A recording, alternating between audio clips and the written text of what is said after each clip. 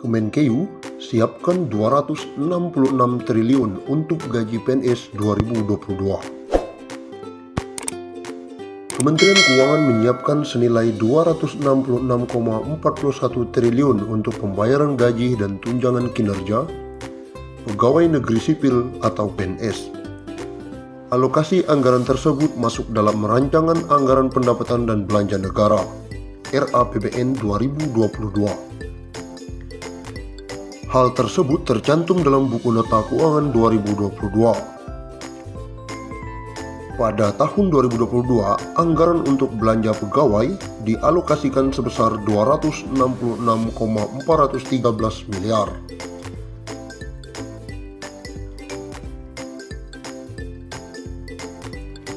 Alokasi untuk gaji dan tunjangan PNS tersebut merupakan bagian dari belanja senilai 940,57 triliun dalam RAPBN 2022. Umumnya ada 4 hal penting dalam mempertimbangkan belanja kementerian atau lembaga. Pertama, kelanjutan kegiatan vaksinasi dan reformasi sistem kesehatan nasional. Kedua, kelanjutan program bantuan sosial diantaranya kartu sembako, menerima bantuan iuran, jaminan kesehatan, dan KIP kuliah serta mendukung reformasi perlindungan sosial secara bertahap dan terukur. Ketiga, pendanaan proyek multi-year dan penyelesaian proyek strategis nasional. Lalu yang keempat, perihal kebijakan pemberian tunjangan hari raya kepada PNS tahun 2022. Selain belanja pegawai, belanja kementerian atau lembaga juga digunakan untuk belanja barang sebesar 336,03 triliun dan belanja modal sebesar 196,60 triliun. Pemerintah juga menyiapkan belanja bantuan sosial yang disalurkan melalui kementerian atau lembaga senilai 141,51 triliun. Alokasi tersebut akan digunakan untuk melanjutkan program bantuan sosial seperti program Keluarga Harapan, kartu sembako, iuran PBI JKN, dan program KIP kuliah.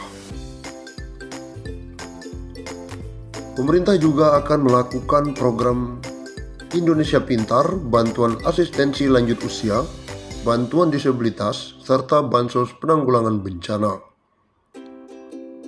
Dalam rangka meningkatkan tingkat perekonomian dan kesejahteraan masyarakat miskin, pemerintah memberikan bantuan sosial kepada masyarakat miskin melalui berbagai program. Bunyi informasi tersebut. Sebagai informasi, belanja kementerian atau lembaga bersumber dari rupiah murni senilai 788,8 triliun dan non-rupiah murni 151,8 triliun. Pada 2022, belanja kementerian atau lembaga lebih rendah dibandingkan outlook APBN 2021 yakni 1059,4 triliun. Undang-Undang Republik Indonesia Nomor 11 tentang pensiun pegawai dan pensiun janda atau duda, bahwa perlu menetapkan peraturan tentang pemberian pensiun pegawai dan pensiunan janda atau duda sebagai jaminan hari tua dan penghargaan atas jasa-jasa dalam dinas pemerintah kepada pegawai negeri yang sesuai dengan ketentuan-ketentuan dalam Undang-Undang Kepegawaian. Undang-Undang tentang pensiun pegawai dan pensiun janda atau duda. Pensiunan pegawai dan pensiunan janda atau duda menurut undang-undang diberikan sebagai jaminan hari tua dan sebagai penghargaan atas jasa-jasa pegawai negeri selama bertahun-tahun bekerja dalam dinas pemerintah. Pensiunan pegawai, pensiun janda atau duda, dan tunjangan-tunjangan serta bantuan-bantuan di atas pensiun yang dapat diberikan berdasarkan ketentuan-ketentuan dalam undang-undang. Bagi pegawai negeri sipil atau bekas pegawai negeri sipil yang terakhir sebelum berhenti sebagai pegawai negeri sipil atau meninggal dunia, berhak menerima gaji atas beban anggaran pendapatan dan belanja negara. Menjelang pembentukan dan penyelenggaraan sesuatu dana pensiun yang akan diatur dengan peraturan pemerintah, dibiayai sepenuhnya oleh negara. Sedangkan pengeluaran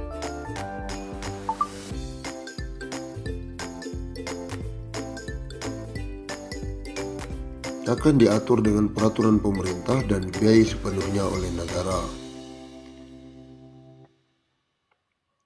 Bagi pegawai negeri atau bekas pegawai negeri yang tidak termasuk di atas, dibiayai oleh dana pensiun yang dibentuk dengan penyelenggaraan yang diatur peraturan pemerintah.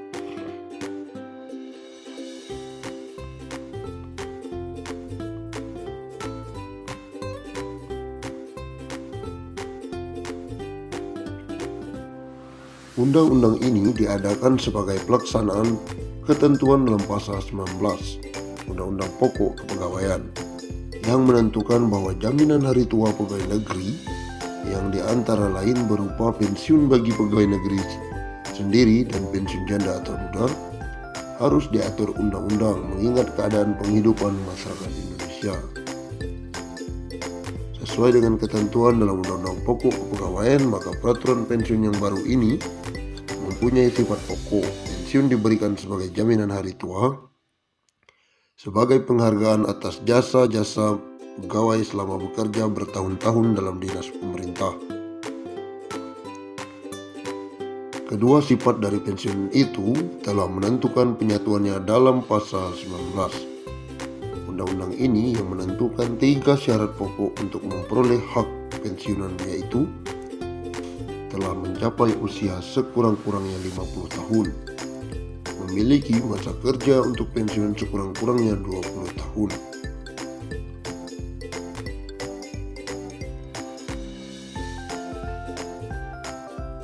golongan-golongan pegawai yang termasuk dalam arti pegawai negeri menurut pasal pertama, pegawai negeri sipil pusat, yang kedua, pegawai daerah otonom, yang ketiga, pegawai perusahaan atau bank negara, yang memiliki ketiga unsur kepegawaian termaksud dalam Undang-Undang Pokok Kepegawaian.